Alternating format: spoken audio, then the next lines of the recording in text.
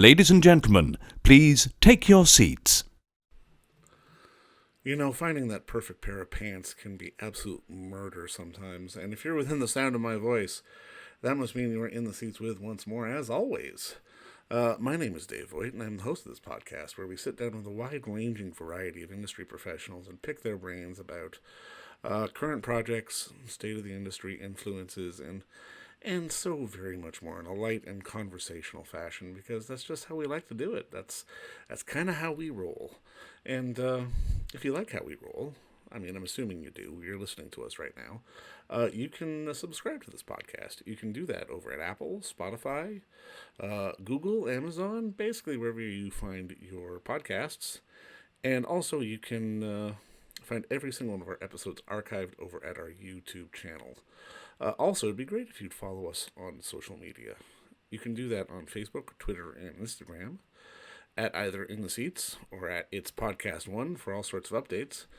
And finally, and most importantly, I do dare say, please give us a visit over at In the Seats, intheseats.ca for all the latest and greatest movie news, reviews, and all sorts of fun stuff from under the sun, because we love talking about the moving image. That's just what we do. TV, film, it's all good by us, and we want to recommend some of that to you. Speaking of something to recommend, we got a good one for you. It's on VOD now, and we're talking about the movie Slaxx, which had its festival run last year. It is a horror comedy, or a comedy horror, depending on which way you want to look at it. But it's the story of when a possessed pair of jeans, you heard me right, when a possessed pair of jeans begins to kill the staff of a trendy clothing store. It's up to young Libby, a sales clerk on her first day at the job, to stop this bloody rampage. This movie, goddamn, this movie's a hell of a lot of fun. It is on VOD now for us up here in Canada, and it is available on Shudder for anybody listening stateside. And I cannot say enough lovely things about this fun movie. And we got the distinct pleasure to sit down with co-writer and director Elza Kephart to talk about sort of the origins of the film, how they did it, how they did some of the effects, and sort of what inspired a story about a killer pair of slacks, which just might be one of the must-see movies you got to see this year. I do recommend you check it out on no matter what platform you were going to use to watch your stuff, but Slaxx is just wall-to-wall fun, and I do recommend you go watch it. And well, it's enough of me recommending this movie. But go talk. Let's go listen to our talk with Elza, because it was a good one. Now, I mean, obviously, first off, congratulations on the film. It is an absolute hoot. I loved it. Walk me through, I guess, sort of the inspiration for making basically this satirical, silly horror film that you've made. Well, it's a long story, so just bear with me. So I co-wrote this with Patricia Gomez-Latar, who is one of my earliest collaborators. We did Graveyard Alive as Zombie Nurse and Love together. And we were on a road trip with one of our friends, and it was a long road trip, and we were sort of irritating each other by saying what the words we most hated were. And our friend's word was slacks. And so Patricia and I, being really, she were like, slacks. And then, I don't know, as I kept saying it, I was like, wait, Patricia, I think this is like a killer pant. Literally, that's what started. That's how the idea got started.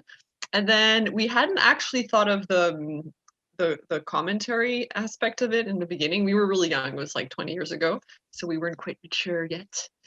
It took a few drafts to get it where it was, like to get it in the store, because Patricia worked at Gap for about 2 years. And so she fed me with all this horrible stuff. And then about 5 years ago, I watched a documentary called The True Cost about fast fashion, and it irked me. And Slaxx was just sitting on the shelf, and everyone was like, where's Slaxx? It's so great. Where's Slaxx? And I was like, I don't know what to do with it. So I watched that documentary, and I was like, wait a minute, I know exactly what to do with it. And I burst out writing in a crazy mad dash. So it was, we like to say it took 20 years and like 6 months because it took 20 years to get the concept right, but like literally 6 months, not even to write it. So that was the inspiration, a silly road trip. Well, I love it. And I mean, especially because, I mean, films like this, if you don't have the ensemble right, if you don't have the casting right, it never works. Can you talk to me a little bit that and just about getting everybody on the same page? Because I can imagine that it could read as horror or it could read as like it's got to read as both for it to work. Yeah. Like talk me through just finding the right people to get the right tone on set. I mean, we put out a call for casting, like as we generally do, and we didn't have tons of applicants who got it right. We got maybe 2, 3 per role, but really when we found the one person who was right, it was obvious. And Craig, who's like the centerpiece, came in really at the last minute, like a week before shooting. But when I saw his audition, I was like, oh my God, this guy's amazing. Because we weren't getting the right people for him. And I saw it and I was like, oh, this guy just totally gets it.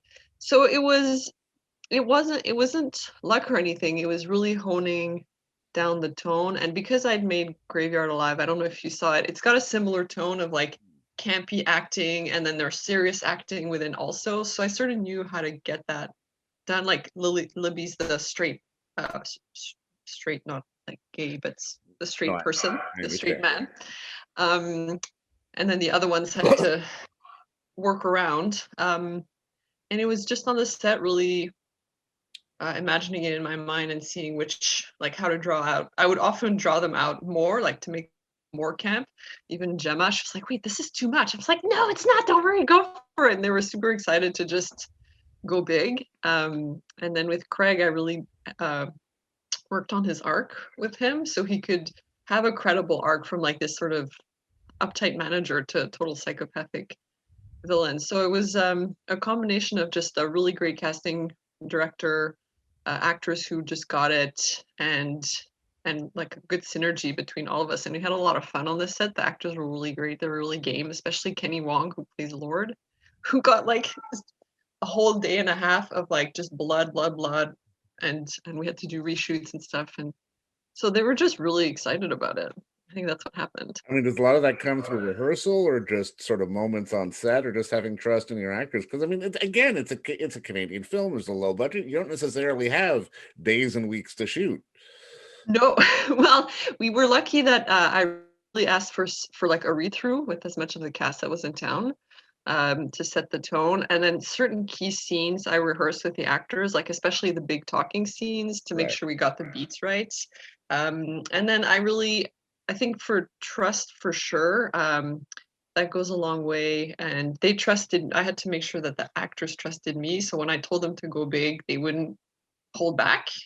So it was really a mutual blending of our energies of I think just setting a good atmosphere on the set, making sure that they're really comfortable and that they knew, I would have their back. If they were too much, then, and we had a great AD team. They really helped like keep the tone light on the set, and even difficult days, I really try to protect the actors, because if they don't feel safe and protected, they don't trust you and they don't give you the best performances because they're afraid of what it's going to look like, which I understand. They're really brave. So it was a combination, and I like them. Well, yeah, they were really nice. I mean, something else about the film that really struck me is just because, I mean, obviously in a film like this, you're going to have it sort of in a locked in scenario, and there is going to be a certain staticness to the set, but it never felt static. The camera was always kind of moving. Like, how conscious were you sort of in this, like, sort of sedentary set to make sure the film never felt like it had stopped? Yeah. I mean, I spoke to Steve Asselin, who's a great DP, and he came on board also, just like, he was like, you had me at Killer Pants. I didn't even read the script. And I was like, what? So he had a great team. We weren't actually, at first, I wasn't sure how much no, we didn't have any Steadicam, but he had a lot of rigs. So I wasn't sure we could afford all that, but he brought all his kit, and his crew was amazing. And then we finessed the dolly somehow. And as soon as they started doing moves with the dolly, I had never worked on a set with the dolly. I was like, oh my god, this is exactly it, because I knew I wanted it to keep it moving. And so I had certain, I would say like 75% of the script storyboarded and on little, sketches and shot listed, so I sort of knew what I wanted. But on the day, sometimes he would try a move, and it was really, really great, so it would inform the scene. But I definitely really wanted that like creepy sort of corridor move down the corridors, and the idea that something is watching. Like the camera is it the camera? Is it Harold Lansgrove? Is it the pants? So I wanted to keep it dynamic with the point of view of who watching who.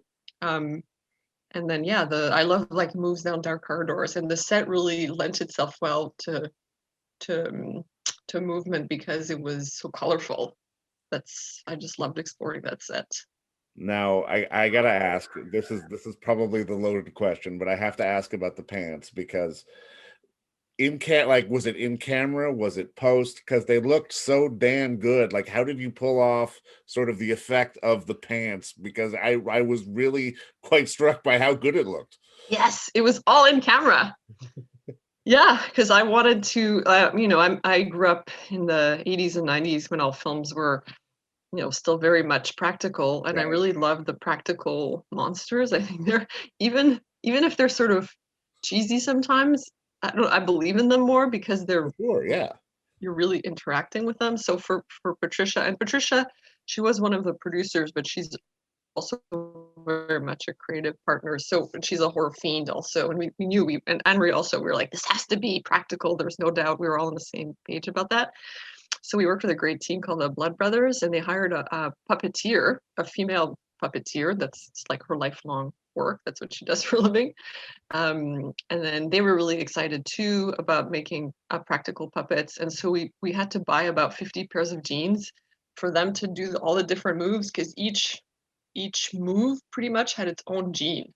Right. Had its own rig, like when it danced, when it was from the front, when it's from the back, when it was just like a close-up. It was nuts. When it was crawling, that was a different pair. So they experimented. They did a lot of tests. They would show me videos, and we would go back and forth. And then we found a jean maker that actually makes ethical jeans in Montreal. Mm-hmm. And so we bought all their jeans, and we had to use their jeans to make the pants. So that was really great. They're called Naked and Famous. And that's not a plug. It's just because they're really nice. And yeah, it was, we had a short time span. So I would have to say that was the most stressful part, is getting the pants right, because we didn't have like 6 months to experiment. We had like, I don't know, 2 months or something. So it was sort of mad. But they pulled it off. They're used to doing crazy stuff. And yeah, it was the trickiest part was getting the personality of the pants. So with the puppeteer, she'd try something and I was like, more sad? And she'd be like, oh, okay. So she'd try something and I was like, oh my God, yes, this is sad.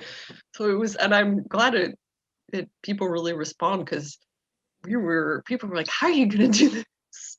How are you gonna do these pants? I'm like, we'll figure something out. So it was her in green screen, and sometimes we had to have more than just her for the pant army, and not green screen, green suits, and then we just effects them out by magic. So we didn't use any effects on the pants. It was all live, believe it or not. Well, that's the best way to hear it. I mean, come on.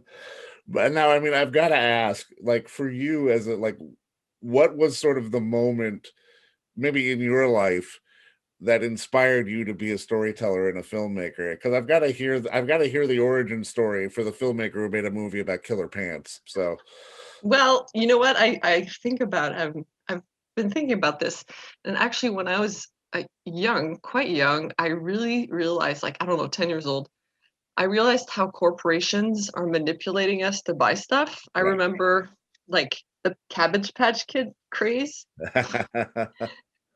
And I was torn between not wanting one because I could feel it was something that I was being told to want, and really wanting to belong So it's been like a lifelong pursuit of this sort of being torn by consumerism, which, hey man, I indulge in, of course. Well, It's yeah. hard not to, and really wanting to not be brainwashed. And then as a filmmaker, I mean, I've always really knew I wanted to be an artist since I was really young. And then when I was about 10, I think it was Back to the Future. I saw it and I was like obsessed with Back to the Future. I was obsessed with Star Wars. We had like Star Wars play along with my friends. I was Luke Skywalker because I wanted to be the hero. It's like Princess Leia. And I just loved, fairy tales, sort of these that bring you in these other universes with these weird creatures. So I've always been really fascinated by that sort of fantastical storytelling. And yeah, I like to tell stories. I wouldn't say I'm a visual artist or a writer. I think definitely I'm like a visual storyteller. Um, and yeah, realizing that I could study this and like go out and do it. And that my parents supported me. They thought it was super great. Like my dad's art family's very artistic, so for them it was like, yeah, sure, if you want to be a filmmaker, that sounds great. So Now, I yeah, mean, I was so bummed that you didn't get sort of the proper festival experience with this, especially something at a no. festival like Fantasia. But I mean, I'm kind of curious, how has sort of the response been online as you've been rolling it out to different sort of virtual places?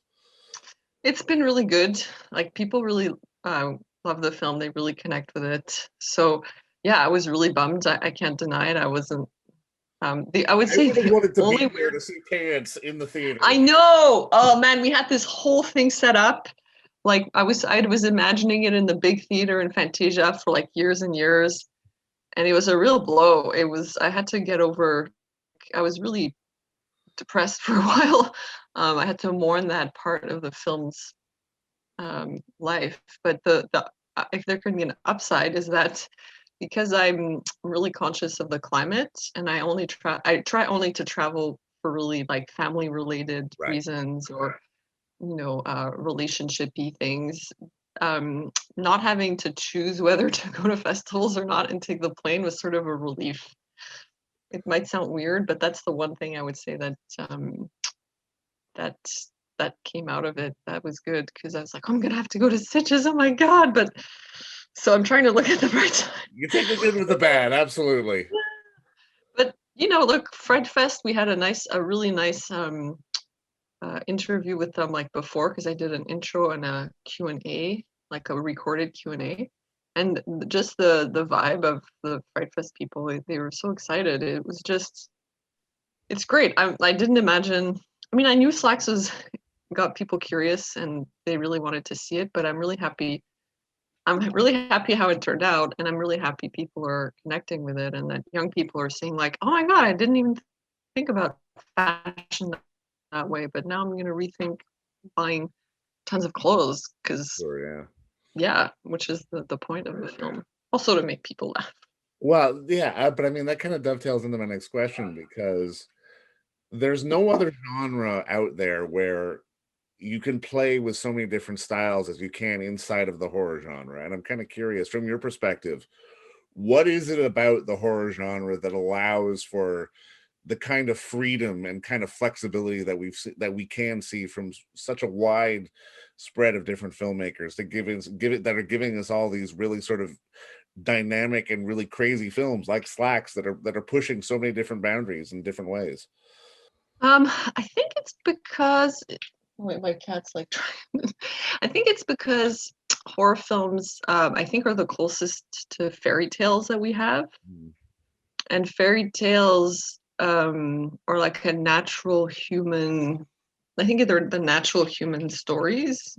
That when we were cave people and starting civilizations, people have always told themselves these creative, these uh, not creative in the way of like being creative, but like that create these myths of creation and these ways to explain, I don't know, moral codes, but in a really easy to understand way, not just for children, but for adults too.